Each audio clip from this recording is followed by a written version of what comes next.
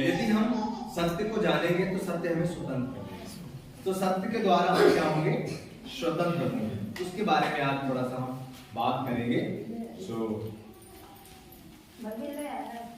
से बात करते हैं यूहन्ना रचित सुसमाचार उसका 8 अध्याय 32 वचन को हम पढ़ लेंगे। तुम सत्य को जानोगे और सत्य तुम्हें स्वतंत्र करेगा। ध्यान से सुने, तुम सत्य को जानोगे और सत्य तुम्हें स्वतंत्र करेगा। Hallelujah, hallelujah, hallelujah, hallelujah. फिर से पढ़ दो बेटा। तुम सत्य को जानोगे, तुम सत्य को जानोगे और सत्य तुम्हें स्वतंत्र करेगा, और सत्य तुम्हें स्वतंत्र करेगा। Hallelujah, hallelujah, hallelujah, hallelujah. हम और आप सच्चाई को यदि जान जाएंगे तो सच्चाई हमें क्या कर देगी? अब वो सच्चाई है क्या? वो सच्चाई है क्या? कई बार लोग आ करके प्रभु के दासों के सामने अपने सिर को झुकाएंगे, खड़े हो जाएंगे, आप मेरे लिए प्रार्थना करो, मेरे। जब तक लोगों के सिर में हाथ ना रखा जाए तब तक लोगों को बिलीव ही नहीं होता, विश्वास ही नहीं होता कि प्रभु। आप मुझे बताइए, किसी प्रभु के दास के हाथ रखने से क्या फायदा है जब तक उसका हाथ आपके सिर के ऊपर ना? कोई फायदा है? कुछ कोई फायदा नहीं। तो क्यों आप ये दुआ नहीं करते कि प्रभु आपका हाथ मेरे ऊपर होना चाहिए? क्यों हम इतना ज्यादा मनुष्य से उम्मीदें रखते हैं? हम सब मनुष्य हैं। मेरी आदत है, जब मैं विश्वासी था तब भी मेरी यही आदत है। जब मैं सेवक बन गया, बहुत सारे सेवक लोग भी, कोई भी पास्टर आएगा हमेशा उसके सामने जाएंगे, बोलेंगे मेरे लिए भविष्यवाणी करो, मेरे लिए ये करो वो करो। पर यदि आपके लिए परमेश्वर उन्हें कुछ भविष्यवाणी देगा, आप ना भी जाएंगे तब भी परमेश्वर उनसे बात करेगा। मेरे लिए बहुत सारे प्रभु के दासों ने भविष्यवाणियां किया। मैं किसी के पास जाता नहीं था, वो मुझे खड़ा करते थे या तो मेरे पास आ जाते थे। जब भी मैं सेमिनारों में जाता था तो मेरे पास आते थे। आज भी मेरे पास एक डायरी है जिसमें बहुत सारी भविष्यवाणियां लिखी। मेरे लिए जितनी भी भविष्यवाणियां होंगी मैं उसे लिख के रखता हूं। तो कभी भी किसी प्रभु के दास के सामने जाकर के ये बोलने की आवश्यकता नहीं है मेरे लिए भविष्यवाणी का। जरूरत नहीं है। पूछताछ करके कोई आपके लिए परमेश्वर कुछ बात कर रहा है तो ऑटोमेटिकली आपको प्रभु के दास खड़ा करेंगे या तो आपके पास आ जाएंगे। अब बहुत सारे लोगों को मैं जानता हूं, भविष्यवाणियां उनके लिए हुई, लेकिन आज तक वो भविष्यवाणियां पूरी नहीं। क्यों? क्या भविष्यवाणियां झूठी हैं? फिर क्यों नहीं हुई? मुझे बताइए, फिर क्यों नहीं हुई? वो भविष्यवाणियां पूरी क्यों नहीं हुई? क्या कारण है उसका?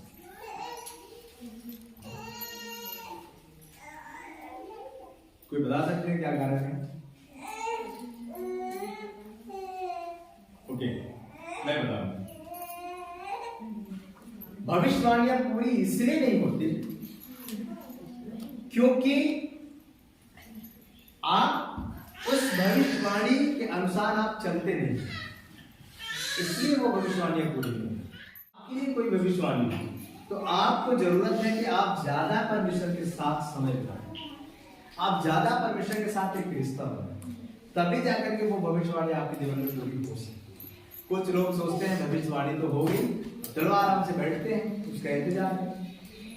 कुछ भी होने वाला नहीं है, कुछ भी होने वाला नहीं।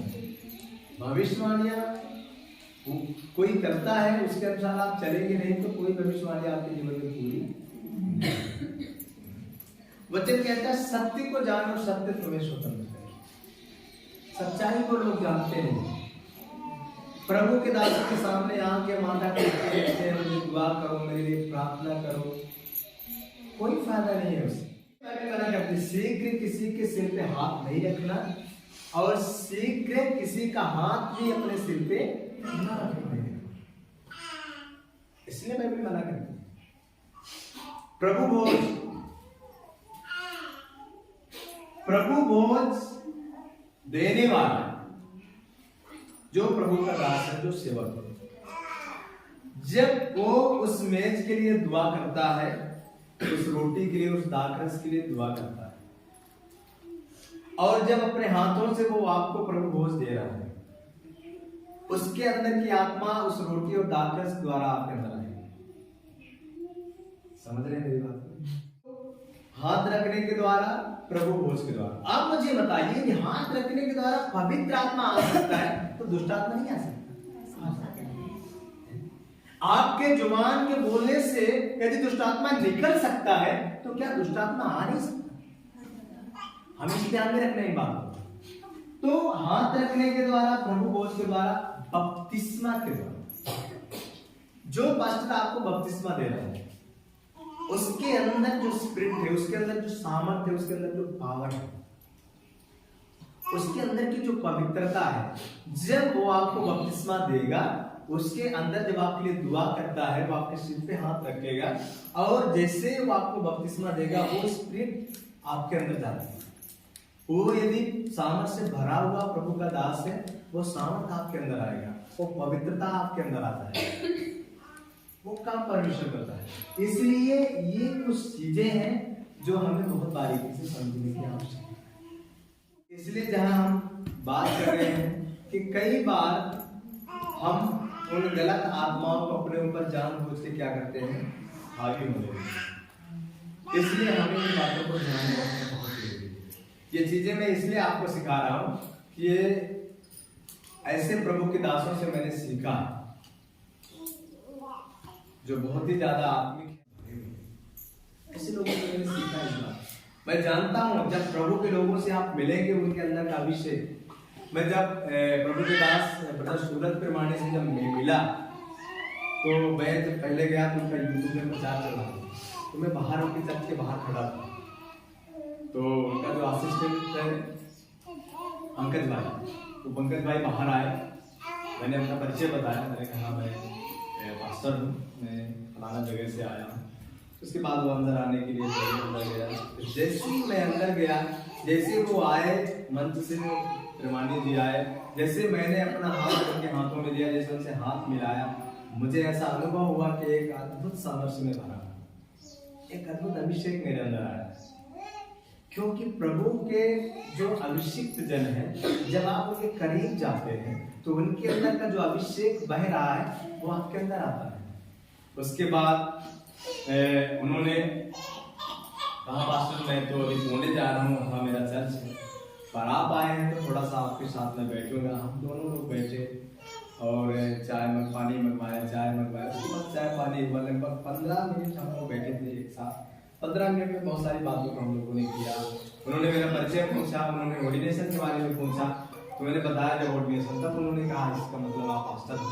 मैंने इस अभिषेक को महसूस कर पाया और तब मुझे ऐसा लगा, और भी ऐसा कई बार मेरे साथ हुआ, तब मुझे ऐसा लगा कि वास्तव में प्रभु के जो जन है उनके साथ मिलने से उनके अंदर का जो अभिषेक है वो आता है। एक प्रभु के दास को मैं जानता हूँ जिनकी गाड़ी के अंदर, उनकी जो कार थी, उनकी कार के अंदर कदम रख देंगे आप तो पवित्र आत्मा से भर जाएगा। ऐसे व्यक्ति को मैं जानता हूँ, उनकी गाड़ी के अंदर पवित्र आत्मा की इतनी ज्यादा उपस्थिति रहती है कि उनकी गाड़ी के अंदर बैठने वाला पवित्र आत्मा से भर जाएगा। और एक प्रभु के दास को मैं जानता हूँ, जब मीटिंग के लिए वो आ रहे थे, तो जो ड्राइवर उनको लेने गया गाड़ी लेकर, तो उन्होंने इस गवाही को बताया। जब वो फ्लाइट से उतरे और एयरपोर्ट से जब बाहर आए और जैसे वो गाड़ी के अंदर आए, पवित्र आत्मा से वो गाड़ी खड़ी, और उस ड्राइवर ने कहा कि मैंने उस पवित्र आत्मा को महसूस किया कि पूरी गाड़ी के अंदर वो पवित्र आत्मा का सामर्थ मैंने देखा। उन्होंने कहा मैंने बहुत प्रभु के दासों को लेके आया पहली बार, और वो ऐसे प्रभु के दास थे, और जिस कमरे में वो रुके हुए थे, जिस कमरे में उनको रोका गया था, वो कमरा पवित्र आत्मा से भर गया। इस कमरे में वो रुके थे।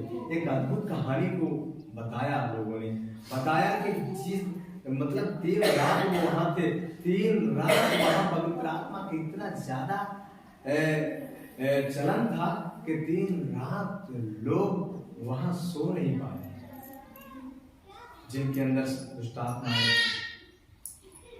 इतना ज्यादा उपस्थिति पवित्र आत्मा की। तो पवित्र आत्मा की उपस्थिति दिनों में सबसे ज्यादा हम लोगों को जरूरी है पवित्र आत्मा, क्योंकि पवित्र आत्मा ही है जो हमें पवित्रता में चलने के लिए क्या करेगा, प्रेरित। वही हमें बताएगा कि कौन सा काम पवित्र है, कौन सा काम अपवित्र है ना? कौन सी गवाही सच्ची है, कौन सी गवाही झूठी है ना? वो बताएगा।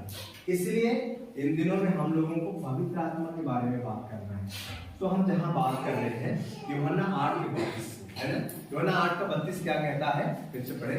तुम सत्य को जानोगे, तुम सत्य को जानोगे और सत्य तुम्हें स्वतंत्र करेगा। और सत्य तुम्हें स्वतंत्र करेगा। हालेलुया। वो सच्चाई है यीशु मसीह, वो यीशु मसीह ही सत्य है ना? परमेश्वर का कहा हुआ वचन, ये वचन जो है ये सत्य है। और ये वचन को यदि हम जानेंगे तो हम स्वतंत्र हो जाएंगे, है ना? वचन कहता है हम स्वतंत्र हो जाएंगे। फिर वचन कहता है उसका जब 36 वचन पढ़ते हैं, 36 पढ़ो बेटा। इसलिए यदि पुत्र तुम्हें स्वतंत्र इसलिए यदि पुत्र तुम्हें स्वतंत्र करता है तो सचमुच तुम स्वतंत्र हो जाओगे। सचमुच हम और आप स्वतंत्र हो जाएंगे। पुत्र अर्थात यीशु मसीह, यदि यीशु मसीह हमें और आपको स्वतंत्र करे तो हम और आप क्या हो जाएंगे, स्वतंत्र। परमेश्वर का वचन कहता है कि हमें गंभीर होना, परमेश्वर के दास को, परमेश्वर के लोगों को, परमेश्वर के जनों को गंभीर होना चाहिए, है ना? वो फालतू में बड़बड़ करने वाले नहीं होना चाहिए। बाइबल इस बात को कहती है जहां ज्यादा बातें होती है वहां अपराध भी होता है। तो परमेश्वर जानते हैं किसे पसंद करता है, किसको पसंद करता है, ज्यादा बोलने वाले को या ज्यादा सुनने वाले? ज्यादा सुनने वाले। तो हम ज्यादा सुनते हैं या ज्यादा बोलते हैं, वो हम जानते हैं। आप यदि ज्यादा सुनेंगे, कम बोलेंगे तो पाप करने के लिए कोई भी रास्ता नहीं है। लेकिन यदि ज्यादा बोलेंगे, कम सुनेंगे तो आप पाप करेंगे। ज्यादा बोलने वाला पाप, ज्यादा बोलने से कुछ आराम शराब की बातें भी मुश्किल होती है, इसलिए सुनना ज्यादा चाहिए। इसलिए बाइबल कहती है कि जो प्रभु के लोग हैं उन्हें सुनने में तात्पर्य, बोलने में धीर, क्रोध में धीर धीमा है ना? बोलने में धीर, क्रोध में धीमा। तो हमें सुनने के लिए तात्पर्य होना चाहिए, हमें ज्यादा सुनना चाहिए, है ना? लेकिन आजकल लोगों को सुनने की आदत ही नहीं है, सुनते कम है, बोलते ज्यादा। हमें ज्यादा सुनने की आदत। तो यदि प्रभु हमें और आपको स्वतंत्र करे, पुत्र यदि स्वतंत्र करे तो हम क्या हो जाएंगे, स्वतंत्र हो जाएंगे। Hallelujah, hallelujah. अब ये स्वतंत्रता किस बात की है? हम कौन से ऐसी व्यवस्था में फंसे हुए हैं, हम कौन से ऐसी समस्या में फंसे हुए जिससे हमें स्वतंत्र होना है ना? वो बात भी हमें मालूम होनी चाहिए। पढ़िएगा रोमियो की पत्री का 8 अध्याय उसका 2 वचन। क्योंकि जीवन की आत्मा की व्यवस्था ने, मसीह यीशु ने मुझे पाप की और मृत्यु की व्यवस्था से स्वतंत्र कर दिया है। कहां से स्वतंत्र किया है? पाप के और मृत्यु की व्यवस्था, और मृत्यु की व्यवस्था से क्या कर दिया है? स्वतंत्र कर दिया है। क्योंकि जीवन की आत्मा की व्यवस्था ने मसीह यीशु में मुझे पाप की और मृत्यु की व्यवस्था से क्या कर दिया? स्वतंत्र। तो पाप की जो व्यवस्था थी इससे भी हम स्वतंत्र हो गए, मृत्यु की जो व्यवस्था थी इससे हम क्या हुए? स्वतंत्र। Hallelujah, hallelujah. तो पाप और मृत्यु की व्यवस्था से हम क्या हो गए? स्वतंत्र हो गए। Hallelujah, hallelujah. ओके, तो हमें इस बात को समझने की आवश्यकता है। तो सबसे पहली बात हमें क्या करना है? पाप से स्वतंत्र। पाप की व्यवस्था से हमें क्या होना है? स्वतंत्र होना है। ये परमेश्वर का वचन हमें बताना है। फिर उसके बाद आगे लिखा है रोमियो 6 का 16 पढ़ेंगे। क्या तुम नहीं जानते कि जिसकी आज्ञा मानने के लिए हाँ तुम अपने आप को हाँ दासों के समान सौंप देते हो। दासों के समान सौंप देते। ध्यान से सुनिएगा, जिसकी आज्ञा मानने के लिए आप अपने आप को दासों के समान क्या करते हैं? सौंप देते हैं। दासों के समान, गुलामों के समान सौंप देते हैं। उसी के दास हो। उसी के दास हो। ध्यान से सुनिएगा, आप जिसके हाथों में अपने आप को सौंप देते हैं, आप उसी के दास हैं। आगे, चाहे पाप के जिसका अंत मृत्यु है, चाहे आज्ञाकारिता के जिसका अंत धार्मिकता है। यदि पाप के हाथों में अपने आप को सौंप देते हैं तो पाप का आप दास बन जाते हैं। समझ रहे हैं? और यदि आज्ञाकारिता के लिए परमेश्वर के हाथों में धार्मिकता के लिए अपने आप को सौंप देते हैं तो वो अनंत जीवन को आप प्राप्त करते हैं। आप धर्मी बन जाते हैं, धार्मिकता में आप जीवन बिताते हैं। सो आप ये बात आपको मालूम होना चाहिए कि आप अपने आप को जिसके हाथ में सौंपते हैं आप उसके दास बन जाते हैं। आप यदि शत्रु के हाथ में, दुष्ट आत्माओं के हाथ में अपने आप को सौंपेंगे तो आप उसके दास बन जाएंगे। परमेश्वर के हाथों में अपने आप को सौंपेंगे तो आप उसके दास बन जाएंगे। तो अभी आपको समझने की आवश्यकता है कि आप किसके दास हैं, आप अपने आप को कहां सौंपे हैं, है ना? यदि आप पैसे के हाथ में अपने आप को सौंपेंगे तो पैसे का दास हो जाएंगे, पैसे का गुलाम हो जाएंगे, संपत्ति का गुलाम हो जाएंगे, है ना? कई बार हमें, अभी प्रभु के दास ने धन के विषय में बहुत सारी चीजों को सिखा के गए। कई बार हम इस बात को समझ नहीं पाते और हम उसी के पीछे लगे रहते हैं। धन अर्जित करना बुरी बात नहीं है, परंतु धन पर भरोसा रखना बुरी बात। हमारा भरोसा धन पर कभी भी नहीं रहेगा। धन से हमें मुक्ति नहीं मिल सकती, धन से हमें उद्धार नहीं मिल सकता, धन से हमें चंगाई नहीं मिल सकती, धन से हमें छुटकारा नहीं मिल सकता, धन से हमें इलाज जरूर मिल सकता है ना? इलाज मिल सकता है, अच्छे डॉक्टर मिल सकते हैं, लेकिन उससे चंगाई नहीं मिल सकती यदि परमेश्वर नहीं चाहेगा। इसलिए हमें उस पर भरोसा नहीं रखना, हमें परमेश्वर पर पूरी तौर से भरोसा रखने की आवश्यकता है। जो हम जिसके हाथ में अपने आप को सौंपते हैं उसके हम दास बन जाते हैं। जैसे यूहन्ना 8:34 कहता है, पढ़िए यूहन्ना 8:34। यीशु ने उनको उत्तर दिया, हाँ, मैं तुमसे सच-सच कहता हूँ कि जो कोई पाप करता है वह पाप का दास है। वो पाप का दास है। Hallelujah, hallelujah, hallelujah, hallelujah, hallelujah.